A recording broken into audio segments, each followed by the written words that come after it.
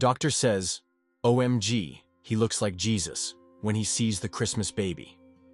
Snow fell in thick, steady layers outside the small-town hospital. The roads were almost empty, and the streetlights glowed through the flurries like candlelight. Inside, the halls were quiet, dressed with fading holiday decorations, a plastic wreath on the front desk, a crooked string of lights above the entrance to maternity.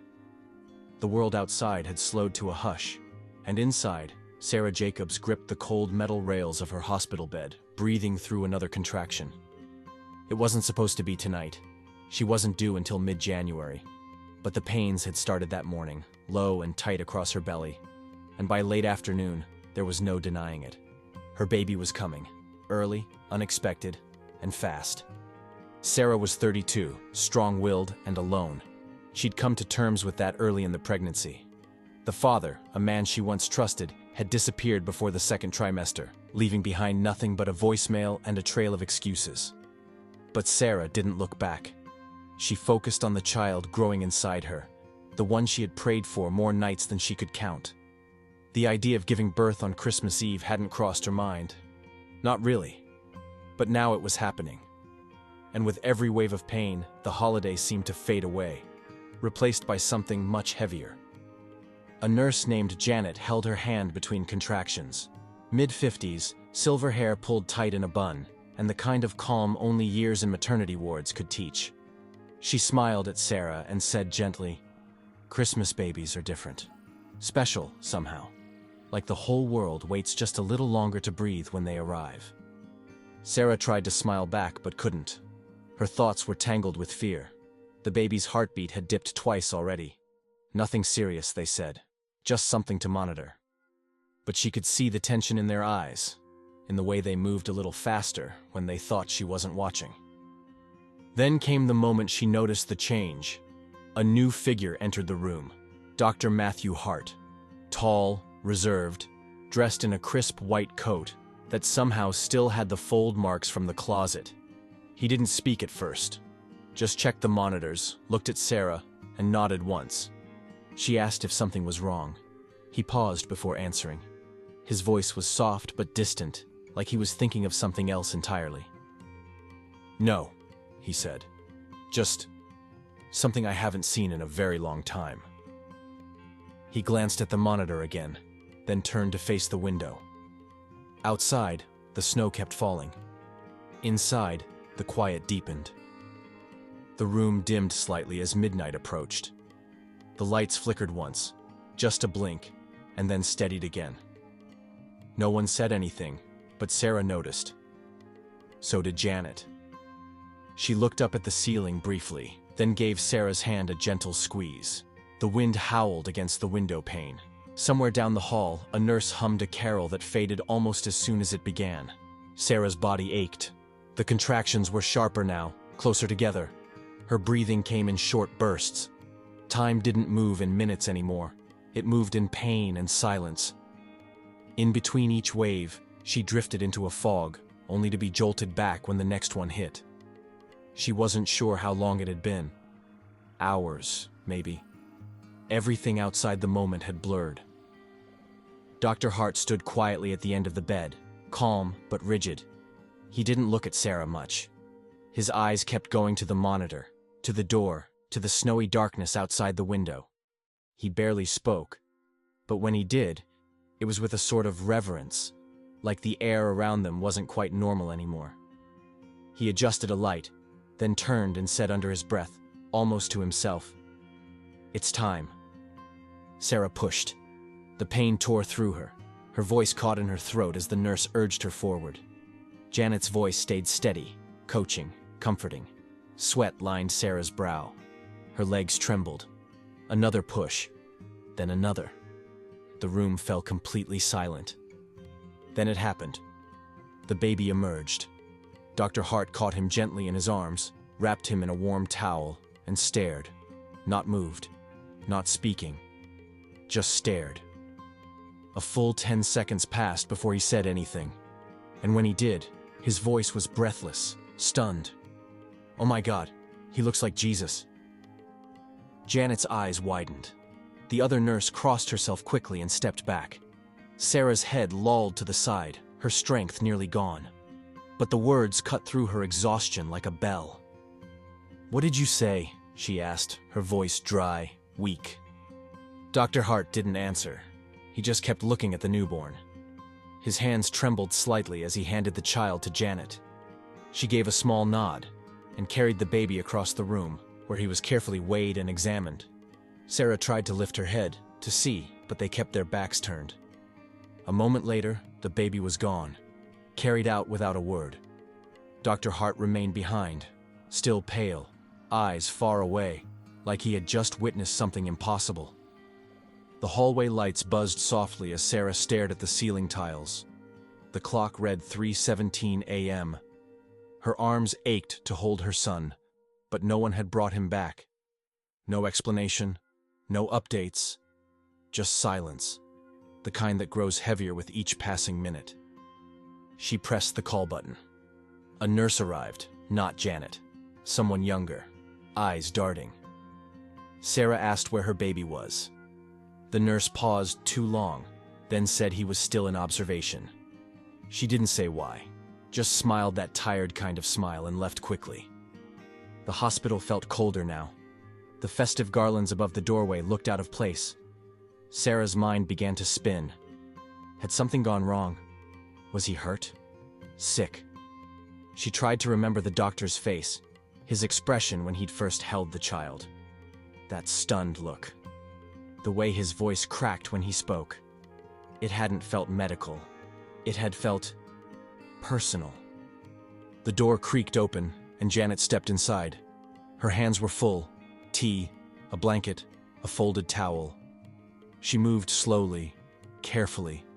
Sarah sat up and asked again, this time more firmly, what was happening.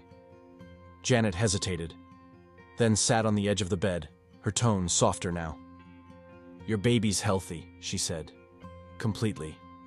"But Dr. Hart, he's not acting like himself." She looked toward the hallway, lowered her voice. "He said something about signs, about prophecy. He was raised in a deeply religious home.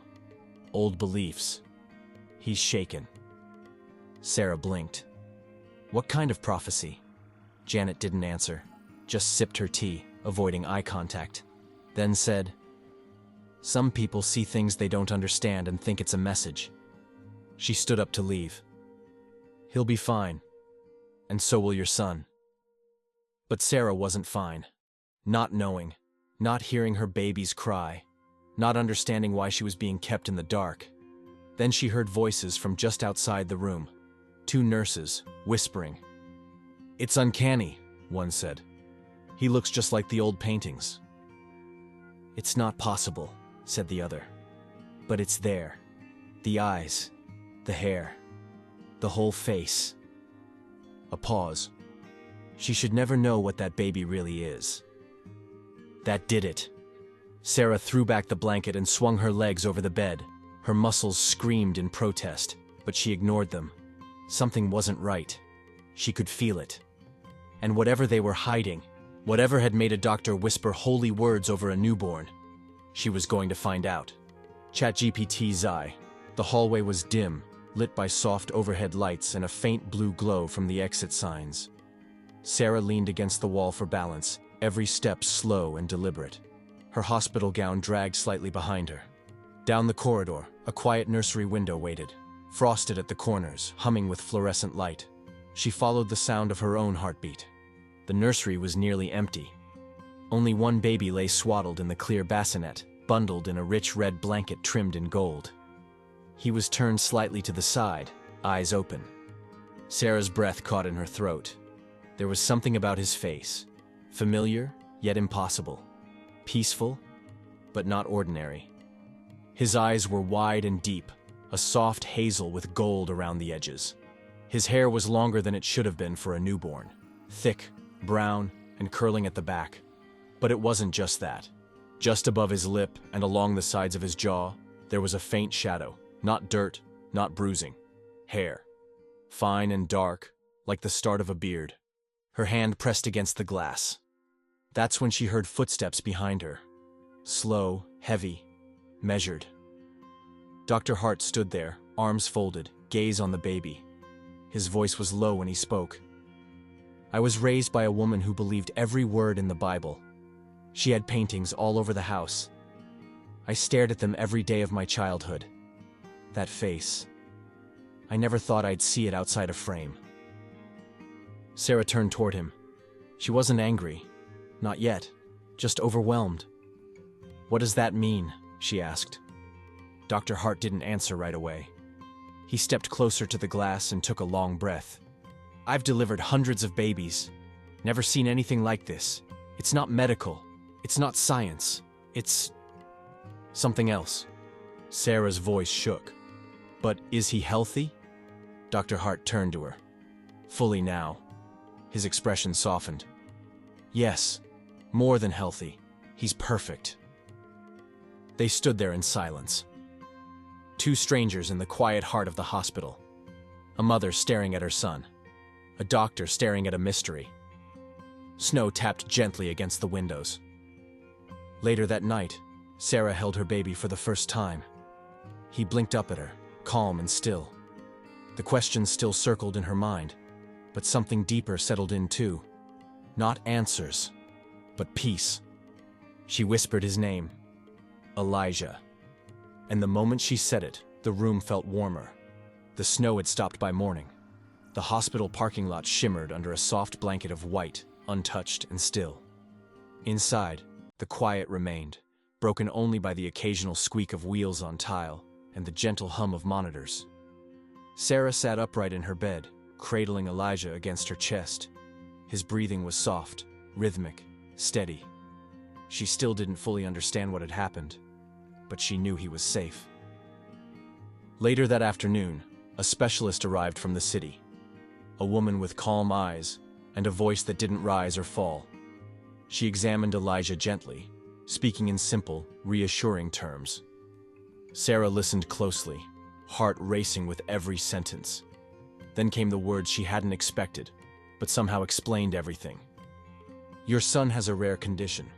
It's called congenital hypertrichosis. It causes excess hair growth even in newborns, especially on the face. It's incredibly rare but not dangerous. She paused, smiling. And in Elijah's case, it's purely cosmetic. Sarah blinked, trying to take it all in. So he wasn't sick. He wasn't marked by prophecy. He wasn't cursed or chosen or divine. He was just rare, beautifully, strangely rare. The next visitor came after sunset. Dr. Hart stepped quietly into the room, hands in his pockets, shoulders slightly hunched. His expression had softened since the night before. He looked tired, but no longer rattled. He glanced at Elijah, then at Sarah. I owe you an apology, he said, for the way I handled last night. I let my past get in the way of my present. Sarah didn't answer at first. She just looked at him, waiting. He continued. My mother was deeply religious, strict, believed in signs and miracles.